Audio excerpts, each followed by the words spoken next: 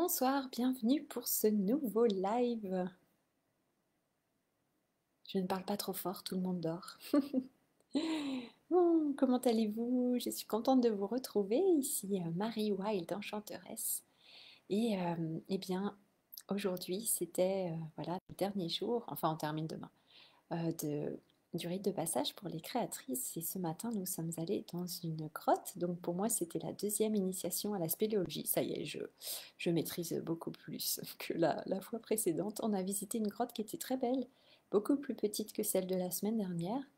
Mais ouais, très sympa. Et dedans, il y avait de l'argile et qui reste meuble en fait, façonnable à température ambiante de la grotte qui est de 12 ou 13 degrés, je ne me souviens plus exactement, entre les deux, et donc qu'on peut façonner. Et donc nous avons pu laisser une œuvre au fond de la grotte. Donc chacune a pu créer son œuvre avec de l'argile. C'était vraiment chouette. C'était vraiment beau. Et donc eh bien, il y a eu une transmission aussi au sein de la grotte. Une transmission ouais, qui était vraiment puissante. Ouais, il s'est vraiment passé quelque chose. J'ai même senti le spéléologue qui nous guidait était là aussi, donc il a profité de la transmission aussi. Et oui, il l'a pas dit, mais j'ai senti que ouais, ça l'a touché, ça l'a vraiment touché le texte que j'ai lu, la transmission de la grotte. Là, j'ai prêté ma voix à la grotte qui a parlé, qui a délivré son message. Et ouais, j'ai senti qu'il a été touché lui aussi, donc c'est intéressant.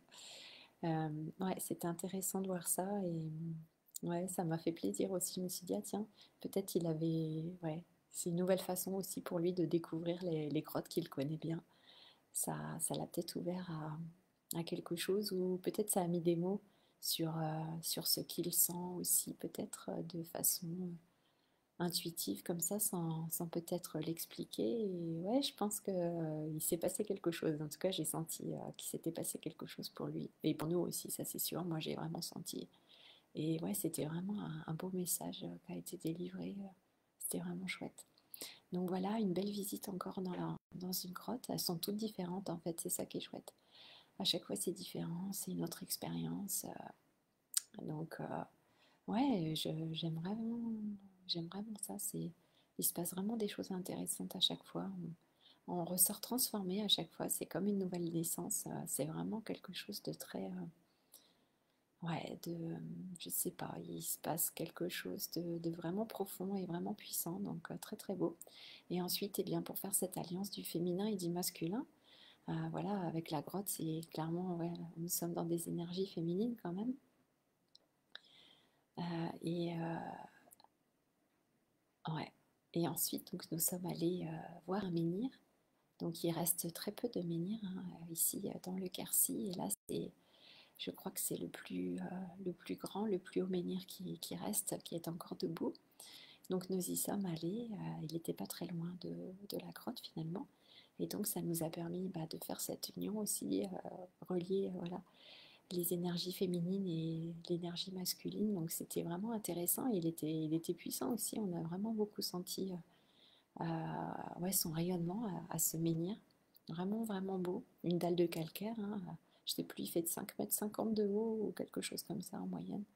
Vraiment intéressant. Et donc là aussi, il y avait une transmission par rapport au menhir qui nous a délivré son message et qui nous a rappelé certaines choses qui étaient vraiment importantes et notamment la joie. Notamment la joie, il en a parlé de vraiment mettre beaucoup de joie dans sa vie, de vivre dans la joie, ouais, que la vie soit vraiment joyeuse et heureuse. Et c'était vraiment une belle transmission. Et je vous avais dit peut-être aussi ces sites sacrés, hein, ils sont. Il y a vraiment comme à Rocamadour même, là, je parle de la cité de Rocamadour, il y a cette alliance voilà, de l'énergie tellurique et de l'énergie cosmique, de l'énergie terrestre et l'énergie solaire qui se rencontrent. Et il y a vraiment cette union qui se fait entre les deux énergies. Et nous-mêmes, eh bien, l'idée, c'est aussi de relier, de faire le lien entre ces deux énergies à l'intérieur de nous, puisque nous portons aussi ces deux énergies, ces polarités également. Donc voilà, ce qui se fait à l'extérieur se fait aussi à l'intérieur. Donc ouais, c'était vraiment chouette, vraiment intéressant. Ouais, il s'est passé des choses, je pense, voilà, au-delà de ce qu'on peut On n'a pas forcément conscience de tout hein, quand on est vraiment dans le moment présent en train de vivre l'expérience. Mais comme je vous disais, ouais, c'est après aussi au retour qu'on prend aussi la pleine mesure de tout ce qui s'est passé, de tout ce qui a bougé en nous, de tout ce qui s'est transformé. Et ouais, c'est vraiment quelque chose de très puissant. Et ouais, je suis bluffée en fait par le pouvoir de guérison qu'il y a juste en allant bah ouais, dans la nature, au contact de la nature. Mais c'est plus que la nature, c'est pas juste ouais, on fait une promenade en forêt. C'est vraiment aller connecter, hein, comme je vous disais, vraiment avec les lieux, entrer en connexion avec eux, en communication, prendre le temps de les rencontrer. Et il se passe vraiment des choses. On a des messages, il y a des prises de conscience vraiment puissantes, voilà, peut-être des événements enfouis qui se réveillent ou des choses qu'on pensait qu'on avait fait le tour, que ça avait été libéré. Et bien là, ça ressort sous un nouvel aspect. Donc comme quoi, il y a encore des couches, des profondeurs. Et ouais, c'est vraiment passionnant parce que ça se fait tout seul. C'est pas, voilà, c'est pas quelque chose forcément qu'on a choisi, décidé par avance. Tiens, je dois libérer ça, je dois faire ci, je dois faire ça. En fait, ça se fait spontanément, on cherche même pas et pouf, ça apparaît. C'est ça qui est magique. Et moi, j'adore parce que bah, c'est hyper puissant en fait. Et puis ça se fait naturellement et c'est juste fantastique. Ça, c'est la magie des lieux. Les lieux guérisseurs, c'est génial. Lieux guérisseurs, lieux libérateurs, lieux. Ouais, enfin, ouais. Ils ont tellement de qualité. Moi, je trouve ça vraiment juste magique. Et ce soir, on est retourné à la cité de Rocamadour. Et il a plu, mais il a plu tout le week-end. Ça a été, ouais, on a été bien, bien bénis par les eaux, bien aspergés. Et une fois remonté en haut sur le plateau, euh, après avoir fait le chemin des miracles et être arrivé en haut sur le plateau à Rocamadour, à l'Hospitalet, eh bien, il y a eu un magnifique arc-en-ciel, un double arc-en-ciel, voilà, qui descendait dans le canyon et qui passait au-dessus du plateau comme ça. Et c'était juste extraordinaire. Donc ça, c'était un beau clin d'œil. Voilà, pour quitter Rocamadour, on était en train de rejoindre la voiture qui était garée en haut et vraiment, ouais, cet arc-en-ciel, double arc-en-ciel, mais ouais, magnifique, quoi. C'était un spectacle super, vraiment, vraiment beau. Avec les nuages noirs au fond et puis le soleil qui était là, qui était revenu, réapparu. Et c'était juste extraordinaire. Donc, vraiment, vraiment beau. Ah, coucou Madeleine! Tu dis, je te trouve transformée. Ah oui? Ah, merci. Bah, peut-être, ouais. Ouais, ouais. Je parle pas trop fort parce que tout le monde est au lit. Mais ouais, peut-être je suis transformée, je pense, hein, depuis le temps que je suis arrivée ici. Et cette terre, elle est juste magnifique. Moi, le Quercy, je trouve ça extraordinaire. Mais la nature, elle est tellement belle. Il y a tout qui parle, les arbres, les pierres, les grottes, tout a une âme, tout parle, tout délivre son message. Et c'est des messages magnifiques. Ouais, je suis vraiment sous le charme de cette région, hein. C'est vraiment beau. Je pensais pas en fait à autant de beauté, autant de magie, autant de.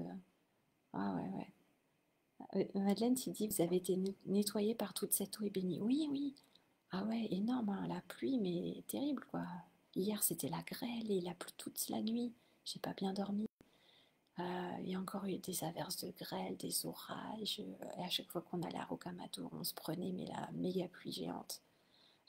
Donc vraiment laver, laver, laver, laver, purifier, laver et encore laver. Bien humide, hein. Bien humide. Impossible de se coiffer. Voilà. Bon. Ouais, ouais. Bon, bah, écoutez, je m'arrête là parce que nous quittons le gîte demain matin, voilà, à 10 h. Et j'ai encore le dernier site à préparer demain matin en partant. On va s'arrêter quelque part, faire quelque chose pour clôturer ce rite de passage. Mais voilà, on quitte le gîte avant. Donc voilà, il faut encore que je fasse ma valise et tout ça. Donc je vais m'arrêter là pour ce soir. Et bah, écoutez, je vous embrasse. Je vous souhaite une très belle nuit ou une belle journée. Et on se retrouve demain. Ah, mais demain, je serai où? Ah oui, demain, je serai en escale sur le chemin du retour. Voilà. Madeleine, je t'embrasse bien fort. Je te souhaite une belle nuit. Et on se retrouve demain. Voilà, pour un nouveau live. Je vous embrasse. Ciao, ciao. Bonne soirée, bonne nuit.